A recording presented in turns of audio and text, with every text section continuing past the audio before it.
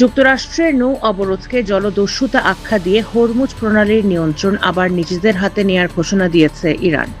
ইরানের সামরিক operational command খাতাম আল আম্বিয়া এক বিবৃতিতে জানায়, প্রণালীটি এখন থেকে সশস্ত্র বাহিনীর কঠোর ব্যবস্থাপনা ও নিয়ন্ত্রণে থাকবে। যুক্তরাষ্ট্রের অবরোধ জলদস্যুতার শামিল, তাই হরমুজ প্রণালীর নিয়ন্ত্রণ আগের অবস্থায় ফিরিয়ে নেওয়া হয়েছে। তেহরান স্পষ্ট করে জানিয়েছে, ইরানের বন্দরগামী ও বন্দর থেকে ছেড়ে যাওয়া জাহাজগুলোর চলাচলের পূর্ণ স্বাধীনতা না দেয়া পর্যন্ত এই কড়াকড়ি বহাল থাকবে।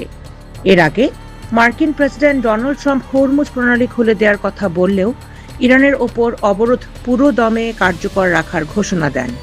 যুদ্ধ শুরুর আগে বিশ্বের মোট জ্বালানি তেলের 1/5 এই প্রণালী দিয়ে পরিবাহিত হতো।